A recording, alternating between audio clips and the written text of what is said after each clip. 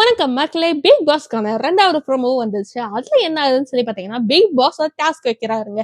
2 பக்கம், ஒரு பக்கம் கேர்ள்ஸ், ஒரு பக்கம் பாய்ஸ் சொல்லி 2 டீமா பிரிச்சு அவங்க ஒரு டிபேட் மாதிரி நடத்துறாங்க. அதோட டாபிக் என்னன்னு சொல்லி பாத்தீங்கன்னா, பிக் பாஸோட கிச்சன் வேலை மற்றும் பொறுப்புகள்ல யாரு பெஸ்டா பண்றாங்க அப்படிங்கிறதுதான் டாபிக்ல தான் இவங்க ஆக்சுவலா பேசணுங்க.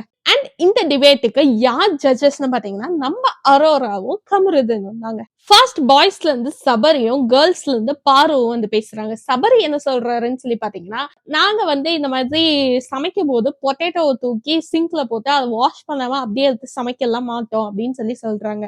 பதிலுக்கு நம்ம பாரு என்ன சொல்றாங்கன்னா, இருக்கிற மிச்சமான சாப்பாட்டை கூட நாங்க கூலாக்கி எந்த ஒரு சாப்பாட்டையுமே வேஸ்ட் பண்ணாம நாங்க செய்வோம் அப்படிங்கிற மாதிரி ஒரு டிபேட்டை வைக்கிறாங்க. அடுத்து யாருன்னு சொல்லி பாத்தீங்கன்னா, நம்ம விக்கல்ஸ் வராரு. விக்கல்ஸ் சும்மாவே பேசுவாரு.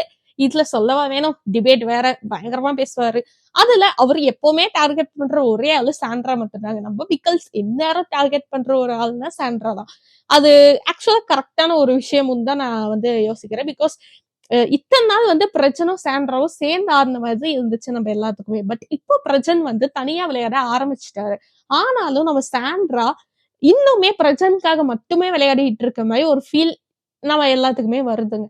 அதே ஃபீல் தான் நம்ம விக்கல்ஸுக்குமே வருது. விக்கல்ஸ் நீங்க என்னதான் பார்த்தாலும் பிரஜனை டார்கெட் பண்ற மாதிரி தெரியல. பட் சாண்ட்ராவை டார்கெட் பண்றாரு. அட்லீஸ்ட் யாராச்சும் ஒருத்தங்களாச்சும் வெளியே போகணும்னு சொல்லி அவர் நினைக்கிறாரு. அதுக்கு வேர்த்தா இல்லையான்னு சொல்லி பார்க்கும்போது சாண்ட்ராவை வேர்த் இல்லைங்கிற மாதிரி அவர் நினைச்சுக்கிறாரு. அண்ட் இப்போ இந்த டிபேட்லயுமே அவர் வச்ச பாயிண்ட்ல சாண்ட்ராவை மென்ஷன் பண்ணி பேசியிருக்காரு. இவங்க தான் பிக் பாஸோட பேச்சே கேட்காம வீட்டு வேலை எதுவுமே செய்யாம ஜெயிலுக்கு போன ஒரு ஆளா இருப்பாங்க. இப்படிப்பட்ட ஒரு விஷயம் இதுக்கு அப்புறமும் நடக்காது, இதுக்கு முன்னாடியே நடந்திருக்காது. சோ இப்படி எல்லாம் பாய்ஸ் பண்ண மாட்டோம் அப்படிங்கிற மாதிரி பாய்ஸ்க்காக அவர் பேசுறாருங்க. ஆக்சுவலி இது ஒரு வேலிட் பாயிண்ட் தான். பட் ஸ்டில் அவர் டார்கெட் இன்னுமே அவர் சாண்ட்ராக்கு எதிர்த்திருக்காரு. அண்ட் இதுக்கு ஆப்போசிட்ல நம்ம சுபிக்ஷா என்ன பாயிண்ட் வைக்க போறாங்கன்னு சொல்லி தெரியல. நம்ம வெயிட் பண்ணி பார்ப்போம். உங்களுக்கு நம்ம சேனல் பிடிச்சிருந்தா சப்ஸ்கிரைப் பண்ணுங்க. உங்களுக்கு என்ன வீடியோ பிடிச்சிருந்தா லைக் பண்ணுங்க. மேலும் நம்ம அடுத்த ப்ரோமோல பார்க்கலாம். பாய்.